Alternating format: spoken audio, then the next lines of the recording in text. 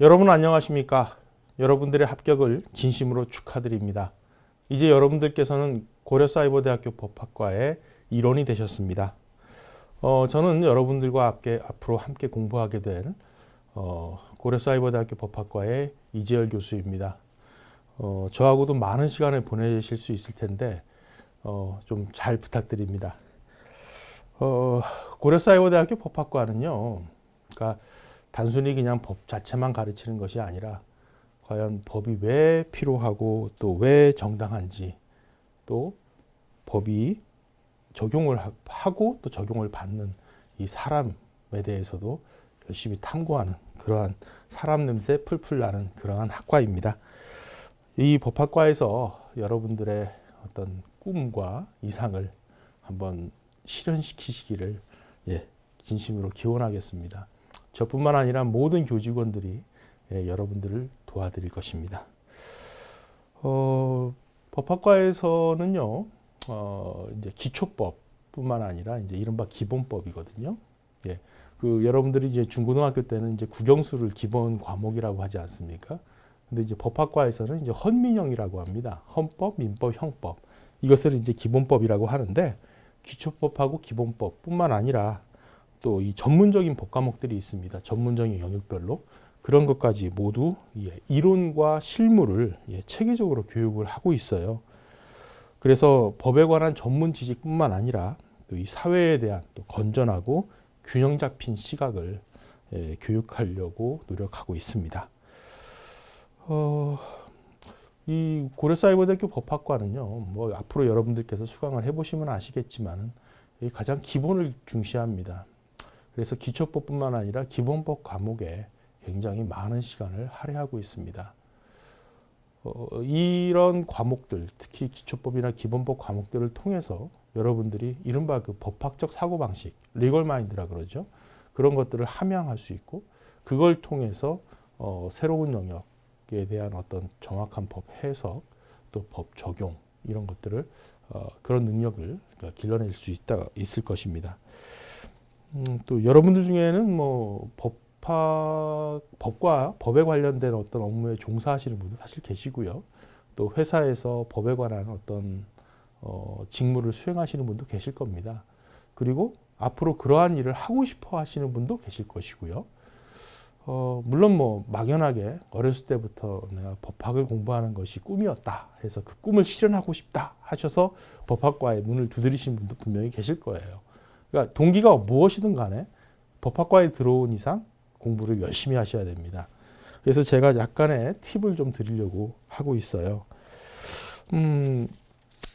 법학을 공부해 보신 분도 아시겠지만은 이 법학이라는 것이 굉장히 좀 어떤 이론적으로나 체계적으로 또 개념적으로 서로 유기적으로 연결이 되어 있습니다. 또 체계적으로 연결이 되어 있고요.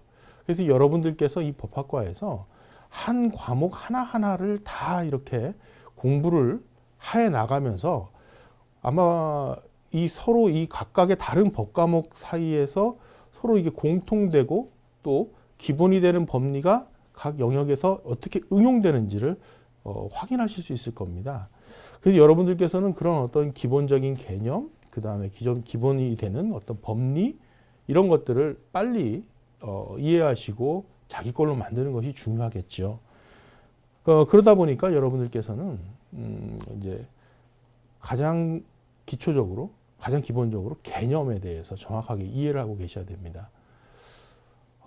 제가 이제 대학교 들어가니까 첫 강의 시간에 제 동기가 제 은사님께 질문을 했습니다. 교수님, 법전을 외워야 됩니까? 라는 질문을 드렸어요. 그랬더니 저희 은사님께서 웃으시면서 열심히 하면 뭐 굳이 외울 필요 없습니다. 다 외워집니다. 이렇게 말씀을 하셨어요.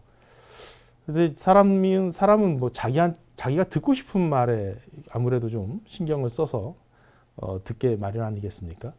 그래서 저희들은 다 외워진다, 외울 필요가 없다라고만 생각을 하고 외우질 않았습니다. 근데 그게 나중에 지나고 보니까 그 전제가 중요한 거더라고요.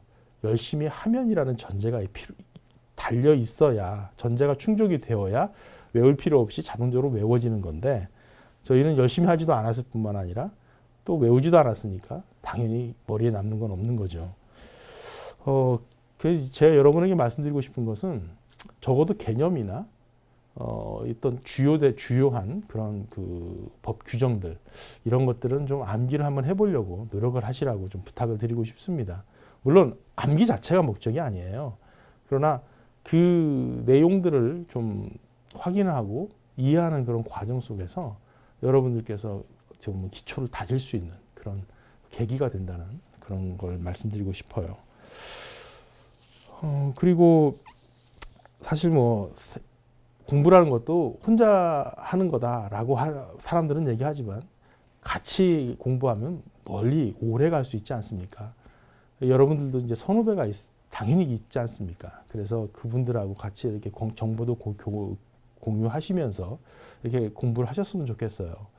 이게 이제 사이버상으로 공부를 하시다 보니까 꼭 이런 느낌을 자주 갖는다고 하시더라고요. 나 혼자 모르는 것이 아닌가. 다른 사람들은 다 아는데 나 혼자 모르고 나 혼자 이해를 못하고 나 혼자 힘들어하는 것이 아닌가. 근데 따지고 보면 다 모르고 다 힘들어 하십니다. 채점을 제가 해보면은 다 거기에요. 뭐 특출난 분도 계시지만 예, 다 비슷비슷한 수준이거든요. 그러나 이게 사이버상에 자칫 잘못하면 혼자만 외롭고 혼자만 괴롭고 혼자만 힘든 것으로 이렇게 생각할 수가 있습니다. 그럴 때는 뭐 저도 좋고 또 여러분들 같이 공부하시는 분도 좋고 또 같은 학우들 선후배 분들에게 한번 손을 내밀어 보십시오. 그리고 좀 다가가십시오. 마음을 여시고 그러면은 아무래도 많은 것을 좀 얻으실 수 있지 않을까 그런 생각이 듭니다. 교과 과정은 뭐 여러분들 홈페이지에 잘 나와 있으니까 뭐 제가 굳이 뭐 말씀드리기는 좀 그렇고요. 편입을 하시건 신입을 하시건 간에 전공 필수 과목은 반드시 수강을 하셔야 됩니다.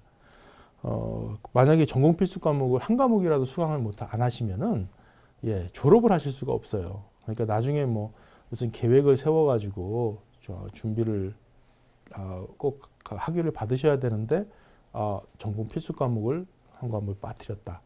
예, 그런 경우에 낭패를 보실 수가 있습니다. 그래서 전공 필수 과목은 좀 꼬박꼬박 챙겨서 예, 수강하시기를 좀 부탁드리고 싶고요. 그리고 편입을 하셨어도 법학에 대해서 그렇게 잘 알고 있지 않다라고 생각이 된다면은 저는 1학년 1학기 교과과정부터 이렇게 차근차근히 좀 밟아가시라고 좀 권해드리고 싶습니다. 뭐 신입생들은 당연히 말할 것도 없고요. 편입하신 분들 보면은 전적대학에서 법과목을 뭐 수강하신 분도 계세요.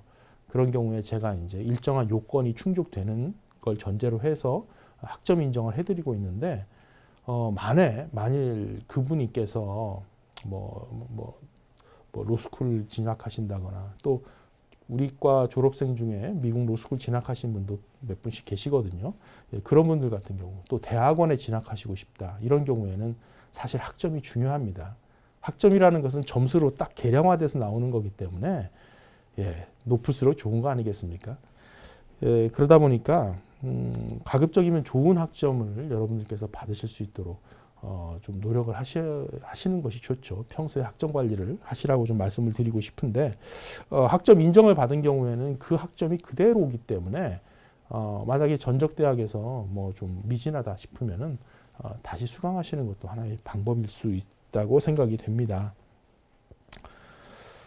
그래서 이제 뭐 신입을 하셨건 신입이시건 편입을 하셨건 간에 1학년 1학기 과목부터 쭉 따라서 수강을 하시리라고 좀 권해드리고 싶고요.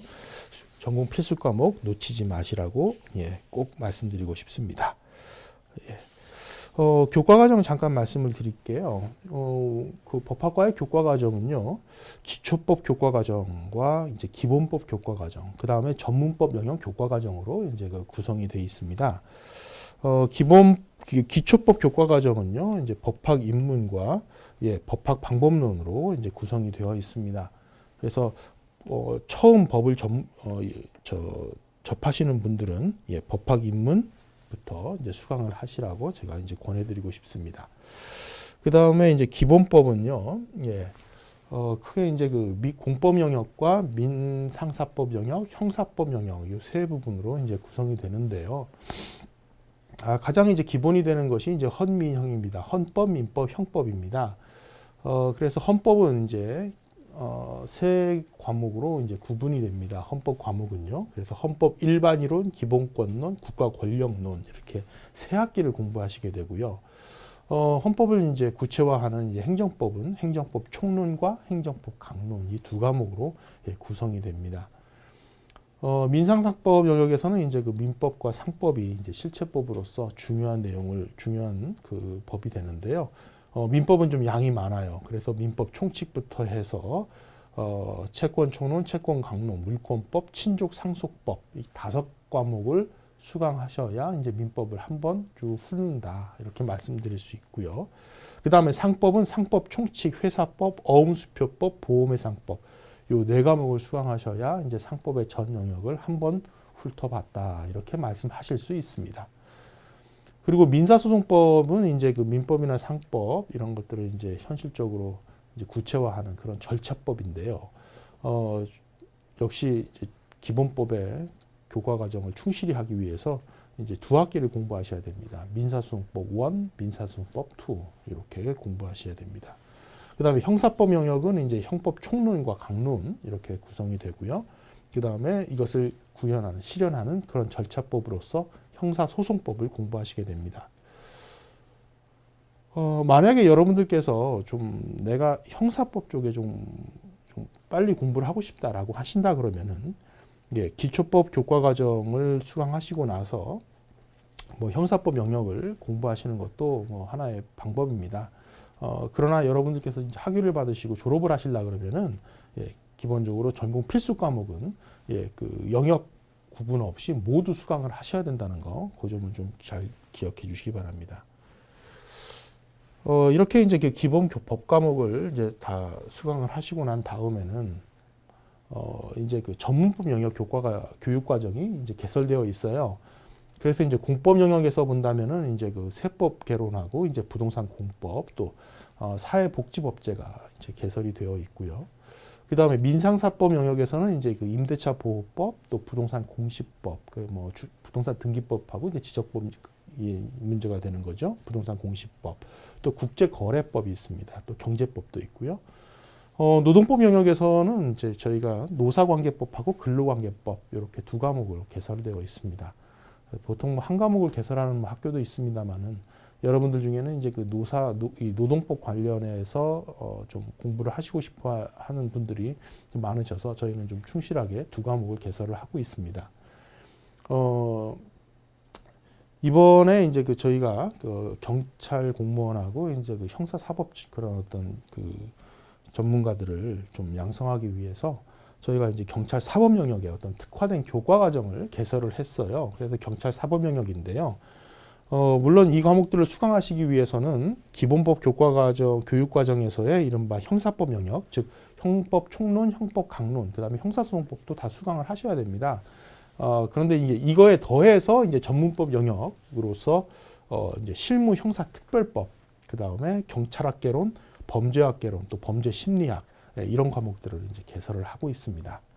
그래서 만약에 여러분들께서 경찰을 좀 공부하고 싶다, 경찰 시험을 준비한다라고 한다면은 형사법 영역과 이제 경찰 사법 영역에 이런 과목들을 쭉 단계적으로 수강을 하시면 좀 도움이 되시지 않을까 싶습니다. 그리고 또 그 학생분들 중에 이제 법적인 어떤 그런 업무에 종사하시는 분이 의외로 많으세요. 그런 경우에 보시면은 어떤 지엽적인 그런 법학 지식은 굉장히 많이 갖고 계신데 그런 것들을 이렇게 꿰는 아우르는 그런 어떤 원리들에 대해서는 좀 약하신 경우가 좀 있거든요.